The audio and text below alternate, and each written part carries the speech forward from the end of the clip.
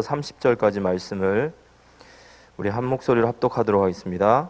유다의 왕 여호야긴이 사로잡혀 간지 37년 곧 바벨론의 왕 에월 무로닥이 즉위한 원년 11월 그달 27일에 유다의 왕 여호야긴을 옥에서 내놓아 그 머리를 들게 하고 그에게 좋게 말하고 그의 지위를 바벨론에 그의 함께 있는 모든 왕의 지위보다 높이고 그 죄수의 의복을 벗게 하고 그의 일평생에 항상 왕의 앞에서 양식을 먹게 하였고 그가 쓸 것은 날마다 왕에게서 받는 양식에 있어서 종신토록 끊이지 아니하였더라. 아멘. 우리 옆에 사람과 함께 인사하겠습니다. 우리는 하나님의 특별한 소유입니다. 우리 또 한번 인사 나누겠습니다. 위대한 생각을 합시다. 한 번 더 하겠습니다. 1000배 응답을 받읍시다. 말한 대로 되어질 줄 믿습니다. 오늘 저희가 함께 나눌 말씀은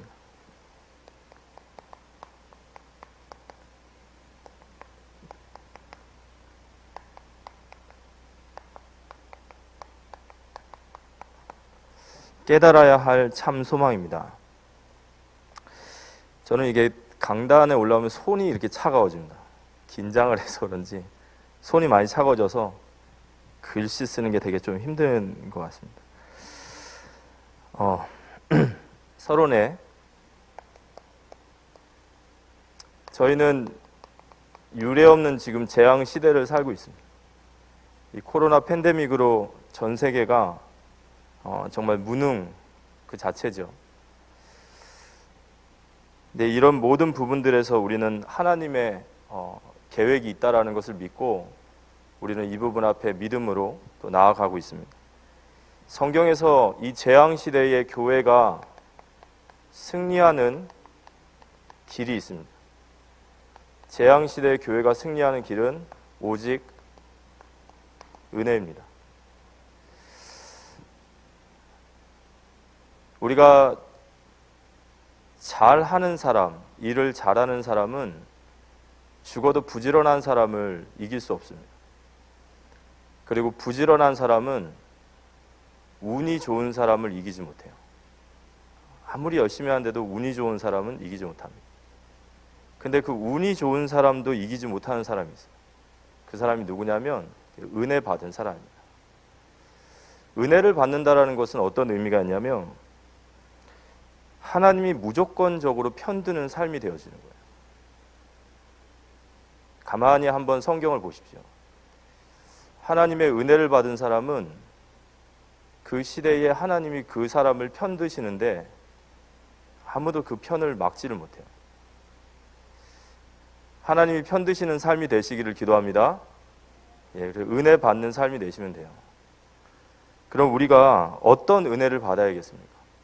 또 우리가 우리 후대들에게 어떤 은혜를 전달해야 되는지 우리가 강단의 말씀과 또 오늘 말씀을 통해서 좀 받아본다면 이번 주간에 시드기야에 대한 말씀을 우리에게 주셨습니다.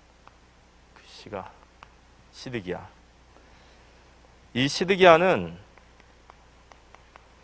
유다의 20대 왕이에요. 그래서 열왕기야 하 24장 18절에서 20절에 보면 시드기야에 대한 이야기가 나오면서 시드기야가 왕이 될 때 나이가 21세라 예루살렘에서 11년간 다스리니라. 그의 어머니의 이름은 하무다리오 림나인 예레미야의 딸이더라. 그가 여호야김의 모든 행위를 따라 여호와 보시기에 악을 행한지라. 여호와께서 예루살렘과 유다를 진노하심이 그들을 그 앞에서 쫓아내실 때까지 이르렀더라. 시드기야가 바벨론 왕을 배반하니라. 이 시드기야가 여호야김의 모든 악행을 따라 나아갔다 그랬습니다. 이 유다 왕조는 뭐냐면 유다 왕조는 사울 왕조가 무너지고 나서 다윗의 후손들이에요. 다윗이 약 1000년 정도의 사람이라고 한다면 이 시드기야가 마지막으로 이 이스라엘이 문 닫을 때가 586년이었으니까요. 약 500년 동안 다윗의 나라가 이렇게 지속되는 거죠. 그 말은 무슨 말이냐면 이게 신앙에 엄청나게 뿌리 깊은 가문인 거예요. 한마디로 말해서 500년 신앙, 500년 신앙. 무슨 500년 묵은 소나무도 아니고 엄청나지 않습니까? 이 완전히 뭐 신앙의 명가죠. 그런데 그 신앙의 명가의 후손인데 여호와 보시기에 악을 행하고 어떻게 보면 성경에서 이렇게 비참한 인생이 있을까 할 정도로 너무 비참하게 끝나는 거예요. 자기 두 아들이 자기 눈앞에서 살해를 당해요. 얼마나 그 가슴이 아프겠습니까? 산채로 두 눈알이 뽑혀가지고 쇠사슬에 매어서 바벨론으로 질질 끌려가요. 나라가 망하고 백성도 다 포로로 끌려가고 그렇게 자랑하던 예루살렘 성도 망하고 신앙에 이렇게 깊은 가문인데 그래서 저희는 두 가지를 딱 결단을 해야 돼요. 뭘 결단해야 되냐? 첫 번째, 여호야김의 길을 따라가면 안 됩니다. 그 말은 우리 부모님이 언약이 희미하고 믿음이 희미하고 우상 숭배를 하고 우리의 영적 배경이 없어도 여러분은 그 길을 따라가지 마시고 여러분 때에서 복음의 명가를 세우시기 바랍니다. 가문의 복의 근원이 되시란 말이에요. 그 흐름을 완전히 끊어버리십시오. 결단이 필요하죠. 거기 줄줄 따라가면 안 되죠. 우상 숭배를 완전히 끊어버리고 언약이 희미하고 믿음이 희미하고 그런 가문을 이제 완전 복음으로 세우겠다. 여기 딱 결론 내야 됩니다. 두 번째는 우리 가문이 이렇게 500년까지는 안 됐어도 몇 대에 걸쳐서 우리가 예수를 믿는 가문이라면 우리는 항상 여기에 대한 우리가 이 말씀을 보면서 경계해야 돼요. 뭘 경계해야 될까요? 종교화되어지는 것을 경계해야겠죠. 종교화되어지면 안 됩니다. 원색적인 복음이 아이들에게 전달되어지고 또 전달되어져야 돼요. 저도 이제 신앙생활 하면서 저희 자녀들이 있지 않습니까? 그러니까 사실 저희 때만 해도 대만 해서 불신자 상태를 실제로 제가 봐왔기 때문에 상당히 저에겐 각인이 돼 있어요. 근데 어느 날부터 보니까 저희 아이들이 걱정이 되는 거예요. 그냥 또 종교화되어지는. 그래서 저희들이 이 두 가지를 좀 유념하고 우리 가문에 내가 정말 영적인 물꼬를 내가 바꿔버린다 결단을 하십시오. 그리고 절대로 우리 가문은 종교화에 빠지지 않도록 진짜 원색 복음으로 이어가겠다 이런 결단이 좀 필요합니다. 그래서 이 시드기야가 11년 동안 집권을 하는데 이 시드기야가 여호와 보시기에 악을 행하니라 그러죠. 또 근데 이 시드기야의 악함, 이 악함이 사실 역대 왕들의 악함의 근본이 있어요. 이걸 볼 줄 알아야 돼요. 그들의 악의 근본, 본질, 이게 뭐냐? 이번 주에 목사님 통해서 정확하게 보여주셨어요. 역대하 36장 11절에서 21절. 이게 그들이 우상 숭배를 하고 하나님을 떠나서 패역하고 무죄한 자의 피를 흘리고 하나님 앞에 매를 맞을 짓을 하는 이유가 뭐냐라고 할 때 수많은 죄악이 있지만 그 죄의 근본이 여기 있다는 거예요. 역대하 36장 11절에서 21절을 보면 시드기야가 왕위에 오를 때에 나이가 21세라 예루살렘에서 11년 동안 다스리며 그의 하나님 여호와 보시기에 악을 행하고 선지자 예레미야가 여호와의 말씀을 일러도 그 앞에서 겸손하지 아니하였으며 또한 느부갓네살 왕이 그를 그의 하나님을 가리켜 맹세하게 하였으나 그가 왕을 배반하고 목을 곧게 하며 마음을 완악하게 하여 이스라엘 하나님 여호와께로 돌아오지 아니하였고 모든 제사장들의 우두머리들과 백성도 크게 범죄하여 이방 모든 가증한 일을 따라서 여호와께서 예루살렘에서 거룩하게 두신 그 전을 더럽게 하였으며 그 조상들의 하나님 여호와께서 그의 백성과 그의 거하시는 곳을 아끼사 부지런히 그의 사신들을 그 백성에게 보내어 이루셨으나 그의 백성이 하나님의 사신들을 비웃고 그의 말씀을 멸시하며 그의 선지자를 욕하여 여호와의 진노를 그 백성에게 미치게 하여 회복할 수 없게 하였으므로 하나님이 갈대아 왕의 손에 그들을 다 넘기심에 그가 와서 그들의 성전에서 칼로 청년들을 죽이며 청년 남녀와 노인과 병약한 사람을 긍휼히 여기지 아니하였으며 또 하나님의 전의 대소 그릇과 여호와의 전의 보물과 왕과 방백들의 보물을 다 바벨론으로 가져가고 또 하나님의 전을 불사르며 예루살렘 성벽을 얼며 그들의 모든 궁시를 불사르며 그들의 모든 귀한 그릇들을 부수고 칼에서 살아남은 자를 그가 바벨론으로 사로잡아가매 무리가 거기서 갈대아 왕과 그의 자손의 노예가 되어 바사국이 통치할 때까지 이르니라. 이에 토지가 황폐하여 땅이 안식년을 누림같이 안식하여 70년을 지냈으며 여호와께서 예레미야의 입으로 하신 말씀을 이루어졌더라. 그들의 악의 근본은 선지자 예레미야가 여호와의 말씀을 일러도 그 앞에 겸손하지 아니하고 하나님께서 이스라엘을 아끼시고 부지런히 그들에게 사신을 보냈지만 그의 백성들이 하나님의 사신들을 비웃고 그의 말씀을 멸시하고 그의 선지자를 욕하고. 무슨 말이죠? 하나님 앞에 악하다라는 것은 하나님의 말씀을 받지 않는 거예요. 이게 악함이에요. 그러니까 우리의 영적인 상태를 보셔야 됩니다. 여러분, 하나님 말씀을 픽픽거리면 진짜 큰일 납니다. 사람의 말로 들려지면 진짜 그건 큰일 나는 거예요.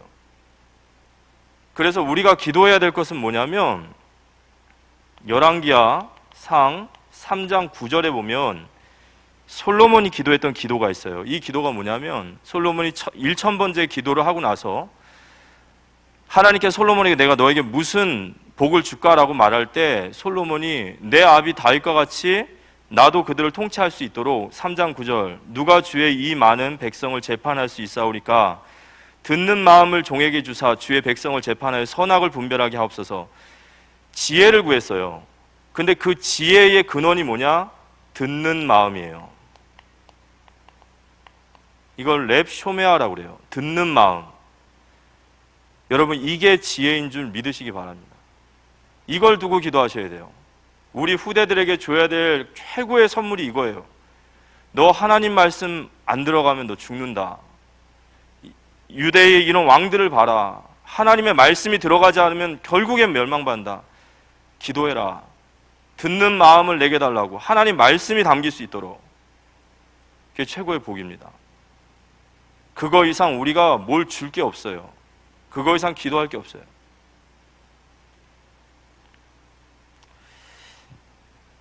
결국에 시드기야는 자신의 이름을 따라서 공의의 심판을 받게 되죠. 하나님은 공의이시다라는 자신의 이름과 똑같이 하나님의 공의, 죄를 범한 자에게는 반드시 심판을 하시고 선을 행하는 자에게 반드시 상을 주시는 그 하나님의 공의에 따라 시드기야가 심판을 받게 됩니다. 그래서 시드기야 개인과 가정이 망하죠. 그리고 이스라엘의 모든 백성들이 바벨론으로 포로로 다 끌려갑니다. 그리고 예루살렘 성전이 다 무너져요. 예루살렘 성전 사이에 돌 사이에 금을 다 껴놨더니 이 바벨론 이 군대가 그 금을 다 캐가느라고 돌 위에 돌 하나를 안 넘기고 다 부셔버려요. 완전 망한 거죠. 이 열왕기하서는 전에도 말씀드렸지만 열왕기하서와 역대기서의 관점의 차이가 틀려요. 열왕기하서 역대기는 포로 이후에 쓰진 글이다 보니까 자신들의 정체성을 찾고자 하는 글이에요. 도대체 우리는 누구냐? 70년 바벨론에서 포로 생활하다가 나왔는데 우리 자신이 누군지를 모르겠어요. 우리 여전히 다윗의 후손이냐 이 얘기고, 열왕기하서는 포로 직전과 포로기에 쓴 글이에요. 그러다 보니까 질문이 뭐냐면 왜 우리가 이렇게 망했냐 이거예요. 도대체 어떻게 우리가 이렇게까지 비참하게 망했냐는 거죠. 그걸 신명기서 사관이라고 합니다. 신명기에서 하나님을 잘 섬기고 하나님을 사랑하면 천대까지 복을 받지만 하나님 미워하고 우상 숭배하고 율법을 범하면 재앙을 받게 돼 있어요. 그대로 하나님 앞에. 근데 이 말씀이 예레미야서 레위기서 26장 13절에서 34절을 보면 좀 저희들이 이 부분을 좀 볼 필요 있습니다. 이게 신명기서에 나와 있는 상과 벌의 얘기와 거의 흡사한데 이게 조금 다른 게 뭐가 있냐면요, 13절, 3절부터 13절까지는 하나님의 말씀을 잘 지키면 하나님이 엄청나게 축복을 하시겠다라는 이야기예요. 근데 이제 14절, 그러나 이제 여기서부터 시작됩니다. 그러나 내게 청종하지 아니하여 이 모든 명령을 준행하지 아니하면 내 규례를 멸시하며 마음에 내 법도를 싫어하여 내 모든 계명을 준행하지 아니하면 내 언약을 배반할진대 내가 이같이 너희에게 행하리니 곧 내가 너희에게 놀라운 재앙을 내려 폐병과 연병으로 눈이 어둡고 생명에 쇠약할 것이요 너희가 파종한 것은 헛되리니 너희의 대적이 그것을 먹을 것이며 내가 너희를 치리니 너희가 너희 대적에게 패할 것이요 너희를 미워하는 자가 너희를 다스릴 것이며 너희를 쫓는 자가 없어도 도망하리라. 하나님을 말씀을 지키지 않고 하나님 말씀을 버리고 우상 숭배하면 이렇게 망하리라. 근데 18절, 또 만일 너희가 그렇게까지 되어도 내게 청종하지 아니하고 너희 죄로 말미암아 너희가 청종하지 않고 돌아오지 않으면 너희 죄로 말미암아 7배의 벌을 내리겠다라고 그래요. 그런데 이 말이요 23절에 똑같이 해요. 이런 일을 당하여도 너희가 내게 돌아오지 아니하면 7배의 벌을 내리리라. 27절, 너희가 이같이 될지라도 내게 청종하지 아니하면 내게 대항하면 내가 7배로 너희를 칠 텐데 너희들이 쌓아놓은 우상 위에 모든 우상 숭배자들의 시체를 쌓게 할 것이고 너희들의 자녀의 살을 삶아 먹을 만큼 너희는 완전히 망할 것이고 여러 각국으로 흩어져서 너희 땅이 안식을 취할 때까지 돌아오지 못하리라라는 얘기예요. 근데 여기서 중요한 게 뭐냐면 하나님이 말씀하시는 거예요. 너희들이 하나님을 버리고 우상 숭배하면 내가 너에게 이런 벌을 내릴 거야. 근데 너희가 그 벌을 받고도 너희가 돌아오지 아니하면 계속해서 우상을 섬기고 계속 하나님을 대적하고 패역하면 내가 너희에게 7배의 벌을 내리라는 거예요. 이게 바로 이스라엘의 왕의 이야기예요. 하나님은 이스라엘 백성들을 계속 징계하셔요. 잘못하면 징계합니다. 그렇지만 죽이진 않아요. 돌아오라는 거예요. 돌아오라. 그런데 더 완악해지고 더 패역해지고 더 패역해지다가 결국에 하나님께서 심판을 내리시는 거예요.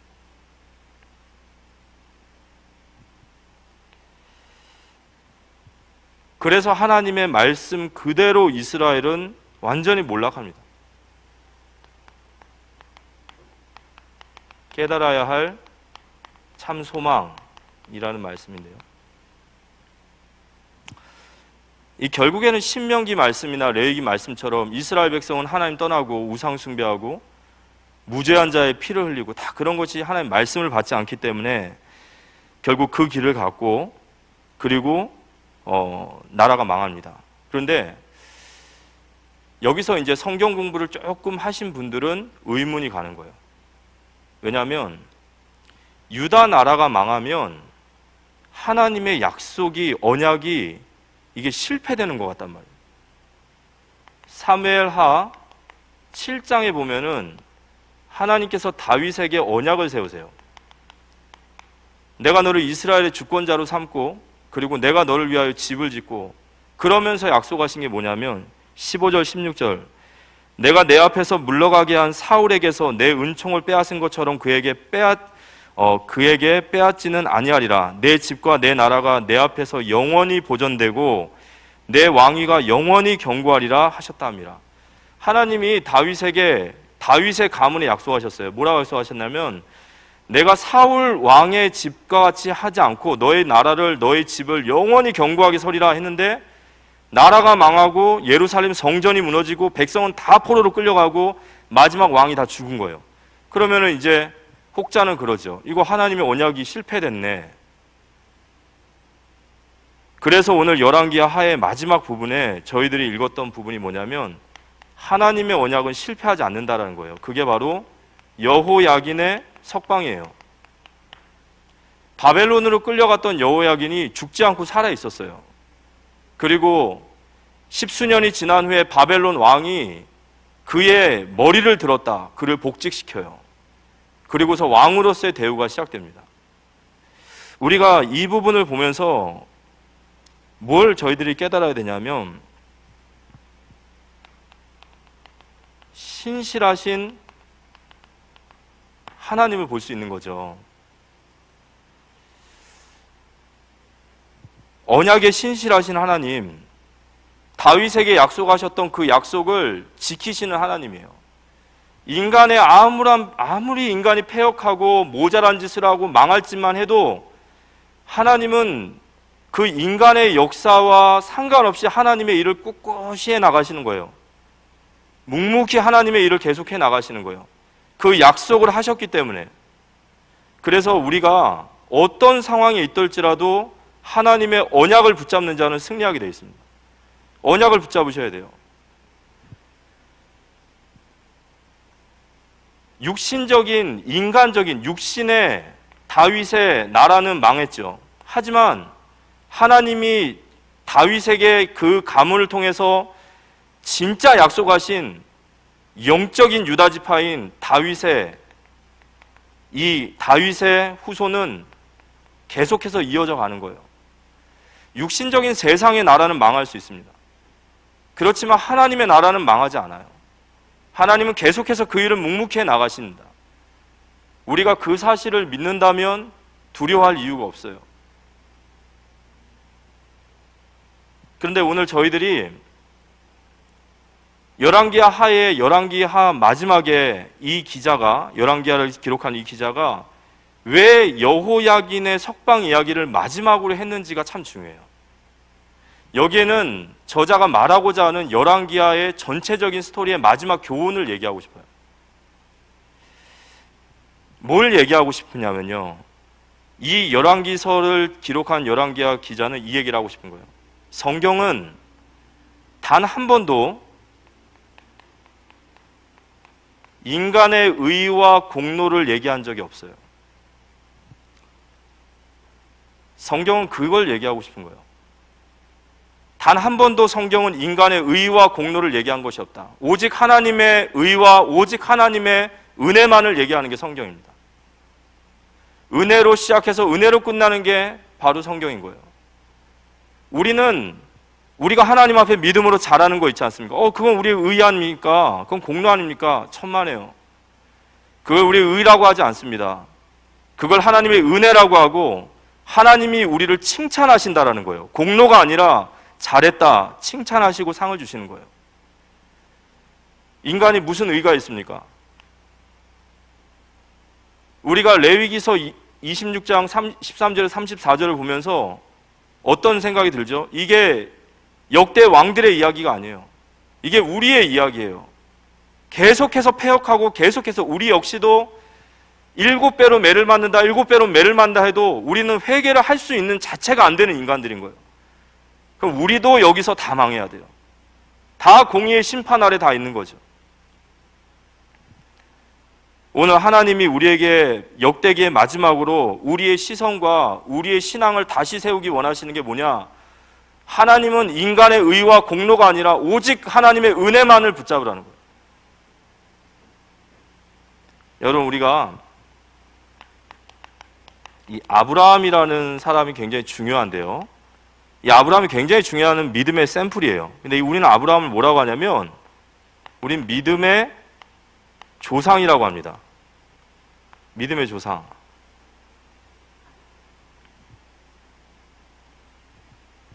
근데 우리가 사실 아브라함을 보면은 아브라함이 믿음으로 나아간 것도 있지만 사실 아브라함은 믿음의 조상은 아니에요. 아브라함의 불신앙은 엄청납니다. 갈대아 우리에서 아브라함이 하나님 앞에 나온 것 같지만 사실 자기 스스로 나온 게 아니에요. 아버지 죽고 형 죽으니까 나온 거예요. 아브라함이 나온 게 아니라 하나님이 끄집어낸 거예요. 마치 우리를 구원하셨듯이. 맞습니까? 우리가 하나님 앞에 나온 게 아니잖아요. 그죠? 하나님이 우리를 끄집어내신 거예요. 이런저런 방법은. 아브라함의 믿음이란 뭐냐면 아브라함의 믿음, 아브라함의 용맹한 믿음, 아브라함의 대단한 믿음, 이걸 얘기하는 게 아니라 그 불신앙 많은 아브라함, 그 하나님 앞에 끊임없이 불신앙하고 부인도 팔고 이스마엘도 낳고 온갖 불신앙하는 아브라함을 창세기 22장에 모리아산에 이삭을 바칠 그 아브라함으로 만드신 그 하나님이 바로 우리의 믿음의 대상인 거예요. 아브라함의 믿음이란 그런 거예요. 내가 용맹하게 내 믿음을 가지고 이삭을 번제단에 드렸다는 게 아니에요. 그 안 되는 인간을 끝까지 끌고 가서 창세기 22장에 아브라함으로 만든 게 누구냔 말이에요. 그분을 믿으란 말입니다. 맞습니까? 우리가 이 아브라함의 언약 중에 할례라는 언약이 있어요, 여러분. 유대인들은 이 할례를 굉장히 자랑스러워해요. 이게 하나님의 자녀의 표식이다 이렇게 생각해요. 그래서 할례 받지 않는 자들 우리한테 그렇게 얘기합니다. 그런데 이 할례의 언약은 뭘 얘기하냐면요, 창세기 15장에 보면 아브라함과 하나님이 최초의 언약을 맺어요. 그 언약이 바로 횃불 언약이라는 언약이에요. 아브라함이 하루는 자식이 없어서 끙끙 앓고 있는데 하나님이 아브라함에게 찾아오셔서 아브라함에게 내가 너의 상급이며 내가 너의 반석이다 얘기하면서 아브라함을 넓은 공터 들판으로 데려가서 하늘의 무별을 보여주시면서 너의 씨가 이 하늘의 별과 같이 많아지리라 라고 얘기해요. 아직 자식이 없는데. 그러니까 아브라함이 그럼 이걸 내가 무엇으로 언약을 잡겠습니까? 라고 할 때 하나님이 그럼 너 나랑 언약을 세우자 하고 창세기 15장에 횃불 언약을 세워요. 이 횃불 언약을 세울 때 아브라함에게 하나님이 얘기합니다. 3년 된 암소와 3년 된 염소와 3년 된 숫소와 산비둘기 집비둘기를 잡아다가 다 반을 쪼개라. 사체를 반을 쪼개고 나랑 언약을 맺자. 그게 고대 근동에 언약을 맺는 법이에요. 동물을 다 절반을 쪼개는 거예요. 그럼 여기에는 이제 피가 이렇게 난자하겠죠. 여기를 언약의 두 당사자가 쭉 같이 걸어갑니다. 그 말은 지금 너와 나와 세우는 언약은, 이 언약은 무엇이냐면 만약 너나 나나 둘 중에 한 사람이 이 언약을 파기하면 이 동물의 사체와 같이 몸을 쪼개지는 그 심판을 받는 것이 바로 이 언약이다. 그러니까 생명을 담보로 하는 언약인 거예요. 그런데 성경을 가만히 보시면요, 이 동물의 쪼갠 사이에 누가 지나가시냐면 아브라함이 아니라 하나님이 혼자 가세요. 이건 굉장히 중요한 얘기예요. 그런데 이 언약을 세우고 나서 이 언약을 누가 파기하죠? 이걸 아브라함이 파기합니다. 언제 파기하냐면 창세기 17장에 이스마엘을 낳는 거예요.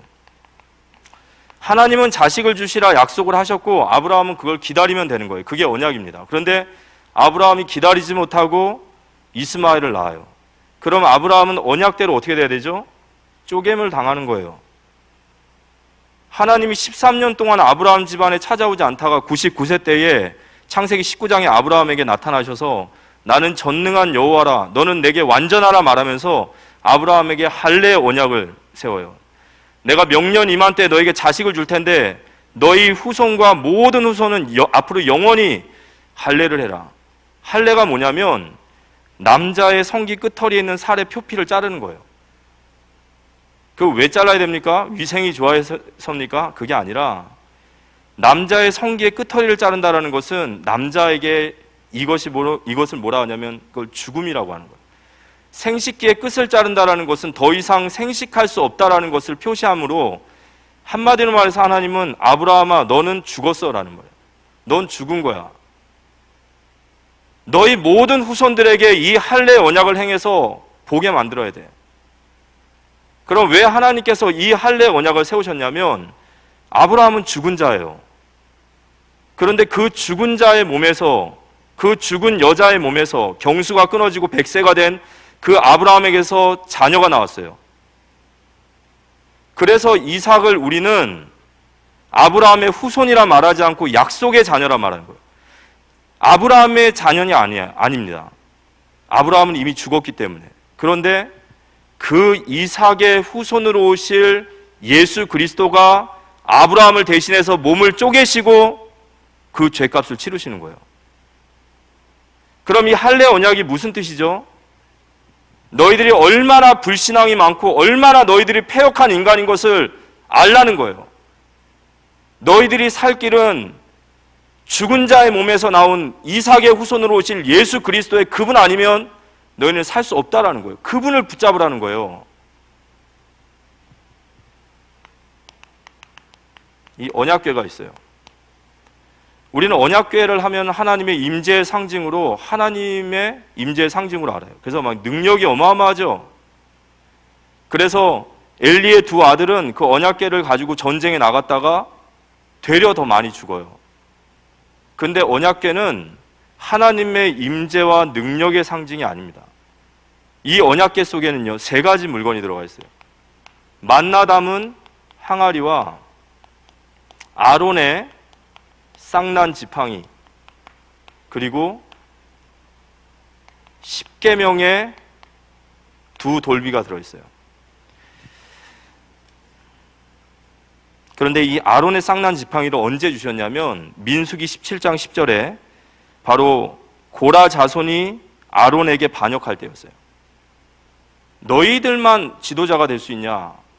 그거는 모세에게 반역한 게 아니라 하나님의 권위에 반역한 거예요. 그래서 하나님께서 각 지파에게 지팡이를 가져오라 한 거예요. 그때 민수기 17장 10절에 여호와께서 또 모세에게 이르시되 아론의 지팡이는 증거궤 앞으로 도로 가져다가 거기 간직하여 반역한 자에 대한 표징이 되게 하여, 언약궤 속에 둬서 이것을 볼 때마다 반역한 자에 대한 표징이 되게 하여 그들로 내게 대한 원망을 그치고 죽지 않게 하라. 아론의 쌍난 지팡이는 고라 자손의 반역이에요. 만나다만 항아리는요, 이스라엘 백성들이 광야에서 계속 불신앙을 하니까 하나님이 만나를 내려줬어요. 그래? 너희들이 떡이 없어서 그렇게 불신앙한다고? 그럼 내가 한번 너에게 떡을 줄게. 떡을 줬더니 떡을 먹고 또 불신앙해요. 물을 줬더니 물을 먹고 또 불신앙해요. 그래서 신명기 8장 3절에 보면 사람이 떡으로 사는 것이 아니라 하나님 말씀으로 사는 것이다 라는 걸 얘기하는 거예요. 이게 인간의 불신앙이죠. 십계명의 두 돌비는 두 번째 돌판입니다. 그럼 첫 번째 돌판은 어디로 갔죠? 이스라엘 백성들이 우상 숭배할 때에 모세가 갖다 깨버린 거예요. 인간의 패역함이죠. 이게 언약궤 안에 들어가 있어요. 그런데 이 언약궤의 위에 보면은 이 언약궤 위를 덮는 판이 있어요. 이 판을 보고 뭐라고 하냐면 시은좌라고 합니다. 불시자에 은혜 은자에 좌수할 때 자자예요. 하나님의 은혜가 부어지는 자리, 이 밑에 이 세 가지 물건이 있는데 어린 양의 보혈을 이 위에다 부어드리는 거예요. 그 말은 무슨 말이냐면요, 언약궤는 능력과 임재의 상징만이 아니라 인간의 패역함을 얘기하는 거예요. 그 인간의 패역함으로 하나님 앞에 마땅히 죽어야 될 인생들에게 그 은혜로 하나님의 보좌, 그 하나님의 보혈로 덮으신다라는 의미예요. 성경은 한 번도 인간의 의와 인간의 공로를 이야기하지 않습니다. 그래서 저희들이 깨달아야 할 찰소망,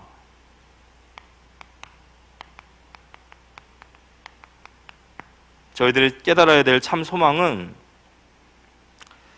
우리 역시도 역대 왕들과 같다는 거예요.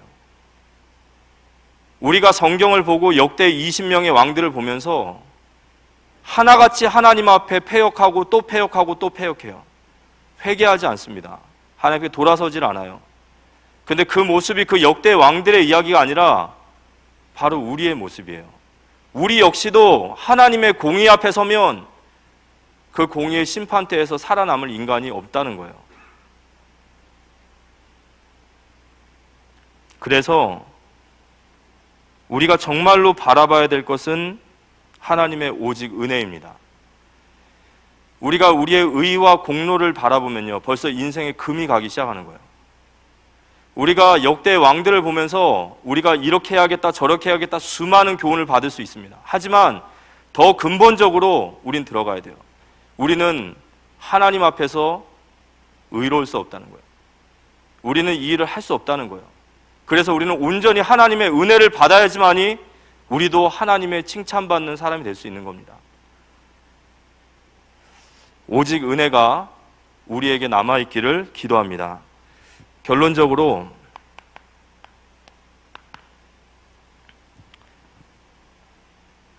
우리를 뭐라고 말하면 좋을까 하다가요, 회개하지 못하는 고장난 인생이에요.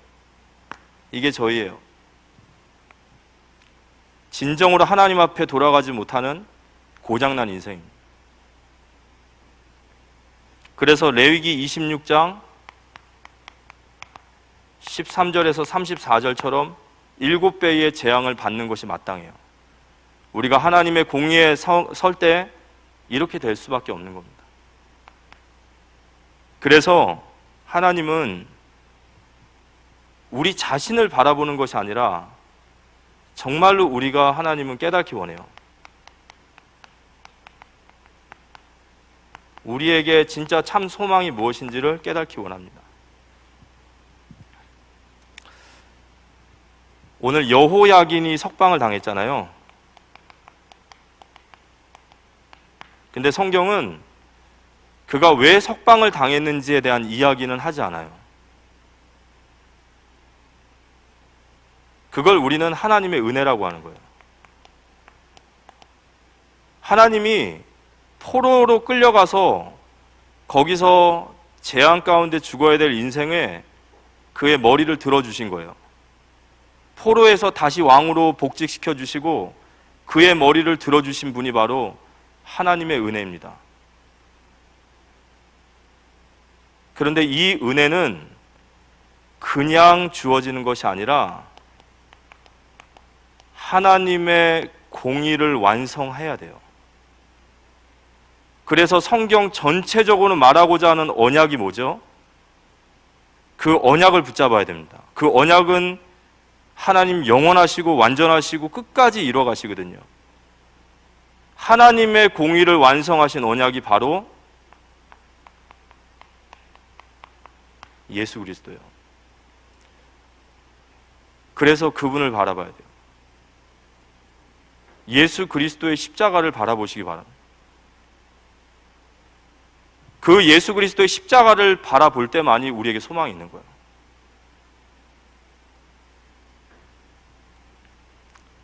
바로 그 십자가가 우리를 향하신 그 하나님의 사랑이시기 때문에 그 십자가를 우리는 붙잡아야 돼요. 우리가 어떤 상황에 있을지라도 우리가 그 십자가를 붙잡아야 됩니다. 여호야긴에게 베풀어 주신 그 은혜의 십자가를 붙잡아야 돼요. 그러면은 주님께서는 우리의 모든 하나님의 공의를 이루시고 우리를 재앙과 심판 가운데서 건져 주십니다.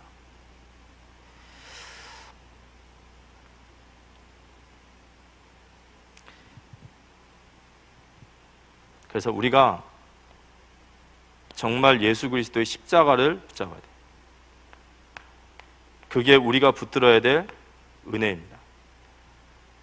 그리스도의 십자가 아래서 그 앞에서 죄인 아닌 인생 없어요. 그리스도의 십자가 아래서 용서받지 못할 자 없습니다. 이 예수 그리스도의 십자가가 바로 하나님이 우리를 향하신 사랑이시고 그 언약을 붙잡을 때 우리가 승리하게 되어 있어요. 우리의 의가 아니라 우리의 노력이 아니라 바로 우리의 참 소망은 오직 예수 그리스도예요. 그분을 붙잡아야 됩니다. 그분을 붙잡을 때 주님께서 우리에게 하나님의 지혜와 능력으로 더하여 주실 줄 믿습니다. 우리가 후대에게 전달해야 될 은혜가 바로 이 십자가의 은혜예요.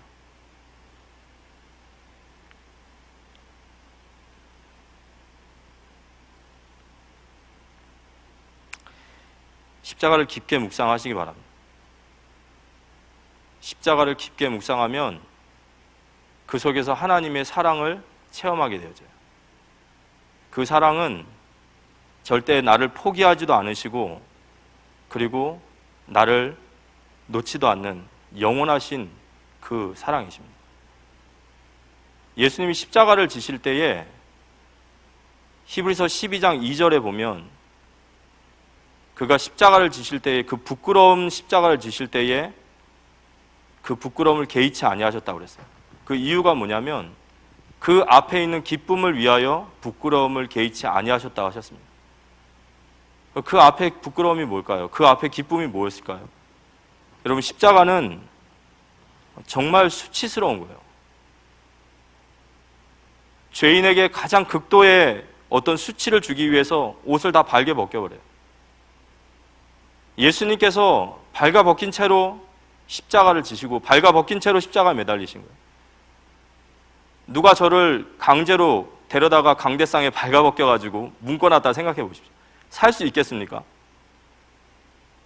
예수님이 밤새도록 채찍을 맞으시고 이마에는 가시 면류관, 엄지손가락보다 더 두꺼운 가시 면류관을 다 쓰셨어요. 그리고 십자가에 못 박히실 때 어마어마한 대못을 손목에, 양 손목에 박으시고 발등에 박으셨어요. 숨을 쉬실 때마다 고통을 느끼는 그런 엄청난 고통과 수치와 하나님의 외면을 다 받으셨어요. 그런데 그걸 다 받으시면서 주님이 그 앞에 있는 기쁨을 보셨다라는 거예요. 그 기쁨이 뭘까요? 그게 바로 우리예요. 내가 구원받을 모습을 주님은 보시고 기뻐하셨던 거예요. 저는 십자가의 은혜를 체험하고 나서 제 입에서는 그냥 외마디밖에 안 나오는 거예요. 왜요? 라는 말밖에. 도대체 이해를 못하겠어요. 머리로는 알겠는데 믿지는 못하겠어요. 왜 나를 위해서 주님이 그런 십자가를 지셔야 됩니까? 내가 뭐라고? 주님이 거기에 대해서 저에게 딱 하신 말씀은 하나예요. 사랑이라고 말씀하시는. 이게 하나님이 너를 향하신 사랑이고 내가 너를 향한 사랑이다. 그 십자가는 우리를 향하신 하나님의 사랑이시고 그 예수님은 바로 그분의 사랑이십니다. 그래서 우리는 이 은혜를 붙잡아야 돼요. 우리의 공로와 의를 붙잡으면 우리는 반드시 실패합니다. 우리는 의가 없고 우리는 공로가 없습니다. 우리는 하나님 앞에서 죄인이에요. 하지만 그 십자가의 은혜로 우리를 살리셨고 그 은혜를 붙잡으면 우리는 승리할 수 있습니다. 그 그리스도의 언약을 붙잡고 승리하는 우리 자신을 바라보는 것이 아니라 우리가 주님의 은혜를 간구하고 그 주님의 정말 나를 향한 그 뜨거운 십자가의 은혜를 간구하며 나아갈 수 있는 우리 모두가 되어지기를 살아계신 예수님의 이름으로 기도합니다.